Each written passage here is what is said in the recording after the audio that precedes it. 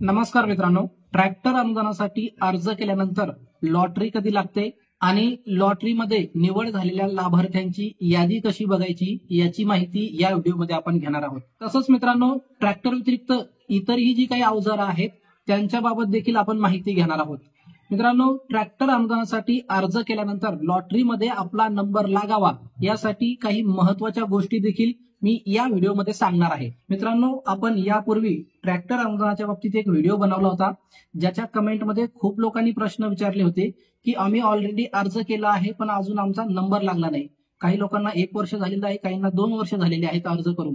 तर मित्रांनो, आजच्या या व्हिडिओमध्ये आपण या महत्त्वाच्या गोष्टी समजून घेणार आहोत की तुम्ही अर्ज केल्यानंतर तुमचा लॉटरीमध्ये नंबर कसा लागू शकतो, नंबर लागण्याची शक्यता तुम्ही कशी वाढवू शकता याची सविस्तर माहिती या व्हिडिओमध्ये आपण समजून घेणार आहोत। सर्वप्रथम बघूया की ज्या लोकांचे प्रश्न आहेत की लॉटरी कधी लागते बा नेमकं। तर पहिल्यांदा लॉटरीची यादी आणि लॉटरीच्या ज्या तारखा आहेत त्या कशा चेक करायच्या त्याची माहिती या व्हिडिओमध्ये आपण पहिल्यांदा समजून घेऊ आणि त्यानंतर मी तुम्हाला एक महत्त्वाची गोष्ट सांगणार आहे की ज्यामुळं तुमची ट्रॅक्टर अनुदानासाठी जर तुम्ही ऑनलाईन अर्ज केला तर तुमचा नंबर कसा लागू शकतो, नंबर लागण्याची तुमची शक्यता कशी वाढवायची याची देखील माहिती या व्हिडिओमध्ये आपण समजून घेणार आहोत। त्यामुळे हा व्हिडिओ शेवटपर्यंत बघा। तर चला आता बघूया पहिल्यांदा की लॉटरीची जी यादी आहे ती कशा पद्धतीने चेक करायची। मित्रांनो, तुम्ही तुमच्या मोबाईलवरून देखील हे चेक करू शकता। तर मित्रांनो, सर्वप्रथम गुगलला यायचं आहे आणि या ठिकाणी सर्च करायचं आहे कृषी मार्केट ट्रॅक्टर अनुदान ऑनलाईन ऍप्लिकेशन।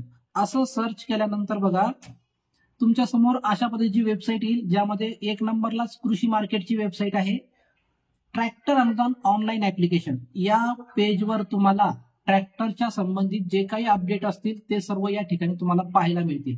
मित्रांनो, या वेबसाईटच्या पेजवर आपण या सगळ्या गोष्टी लिहिलेल्या आहेत की ट्रॅक्टरचा अनुदानासाठी अर्ज कसा करायचा, लाभार्थी निवड कशी होते आणि ट्रॅक्टरचं जे वाढलेलं अनुदान आहे त्या अवजारांची लिंक देखील तुम्हाला या ठिकाणी, कोणत्या अवजारांना किती अनुदान या ठिकाणी मिळणार आहे त्याची लिंक पण तुम्हाला या ठिकाणी पाहायला मिळेल।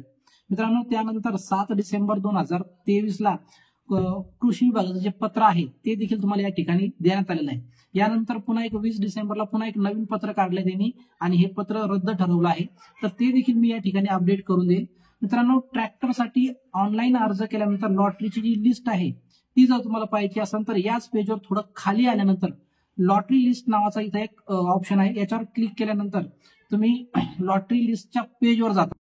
बघा मित्रांनो, इथं तुम्हाला महाराष्ट्र शासनाची वेबसाईट ओपन होते, ज्यामध्ये हे कृषी विभाग महाराष्ट्र शासनाची पोर्टल आहे, ज्यामध्ये महाडीबीटी नावाचं खाली एक ऑप्शन आहे बघा, त्यामध्ये लॉटरी तपशील या पर्यायावरती क्लिक केल्यानंतर असं पेज ओपन होतं या ठिकाणी।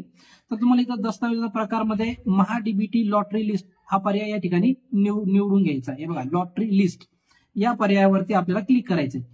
लॉटरी लिस्टवर क्लिक केल्यानंतर तुमच्या समोर इथं खाली बघा, खालील लॉटरीच्या तारखा दिसतील। लास्ट शेवटची जी लॉटरी आहे ती 11 नोव्हेंबर 2023 ला लागलेली आहे, 23 नोव्हेंबर 2000 ला ही लॉटरी लागलेली आहे। तर बघा, इथं सर्व ज्या तारखा आहेत, तुम्ही केव्हा केव्हा शेतकऱ्यांची लॉटरी लागते ही यादी तुम्ही डाउनलोड पण करू शकता। परंतु मित्रांनो, जर तुम्ही यादी डाउनलोड करायला गेले तर खूप मोठी यादी आहे आणि एवढी मोठी यादी डाउनलोड करणं आणि तुमच्या मोबाईलमध्ये हे पाहणं शक्य नाही।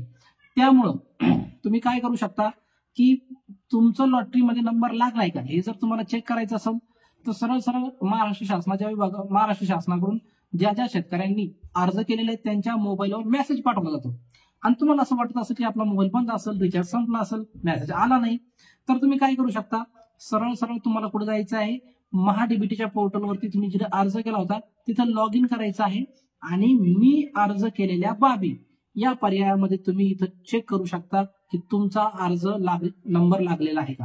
बघा, इथं छाननी अंतर्गत अर्ज हे जे म्हणताय तिथे तुम्ही कोणकोणते अर्ज केलेले तुम्ही या ठिकाणी ते बघू शकता आणि मंजूर अर्जामध्ये तुमचा नंबर लागला असेल तर इथं मंजूर अर्जामध्ये ते अर्ज या ठिकाणी दाखवते। आता विषय आहे की आपण अर्ज केल्यानंतर आपला नंबर लागू शकतो का। तर नंबर लागण्यासाठी काय करायचंय मित्रांनो, तुमच्याकडे जसं की आपण त्या मुख्य पृष्ठावर आलो इथं महाडीबीटीच्या पोर्टलवर आणि इथं अर्ज करण्याचे वेगवेगळे घटक आहे। बघा, आता अर्ज करा म्हणतंय, आपण ऑलरेडी कांदा चाळीसाठी याच्यावर अर्ज केलेला आहे। तर इथं कृषी यांत्रिकीकरण आहे, औषध व सिंचन साधने आहेत, ठिबक अशा वेगवेगळ्या गोष्टी या ठिकाणी आहेत. पण तुम्हाला जर ट्रॅक्टरसाठीच अर्ज करायचा असेल तर फक्त ट्रॅक्टरसाठीच अर्ज करा. एका माणसाच्या नावावर 4-5 अर्ज केले जाऊ शकतात. परंतु आपल्याला किती करायचा? एकच अर्ज करायचा. तुम्हाला कोणत्या घटकासाठी करायचं? ट्रॅक्टर हवंय ना, तर ट्रॅक्टरसाठीच अर्ज करायचा. जर कांदा चाळ हवी ना, तर कांदा चाळीसाठीच अर्ज करायचा. दुसऱ्या कुठल्याही घटकासाठी अर्ज करायचा नाही. आता तुमचा नंबर लागावा यासाठी तुम्ही काय करू शकता? तुमच्या घरामध्ये जेवढे खातेदार असतील, जसं की आईच्या नावावर जमीन असेल, वडिलाच्या नावावर असेल, भावाच्या नावावर असेल, तर या सर्वांच्या नावावर एक एक अर्ज करून द्यायचा. जर ट्रॅक्टर हवं असेल तर ट्रॅक्टरसाठी सगळ्यांच्या नावावर एक एक अर्ज करून द्यायचा. म्हणजे तुमच्या तालुक्यातून किंवा तुमच्या गावातून ज्यावेळेस निवड होईल त्यावेळेस तुमची शक्यता वाढू शकते की या 4-5 जणातून या खात्याचा नंबर लागू शकतो. आता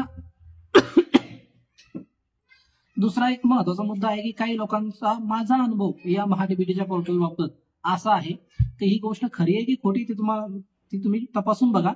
परंतु ज्या लोकांनी 2 वर्षापूर्वी अर्ज केलेले होते ट्रॅक्टरसाठी त्यांचा अजून देखील काही लोकांचे नंबरच लागले, पण नवीन जो अर्ज करतो त्याचा नंबर लवकर लागतो.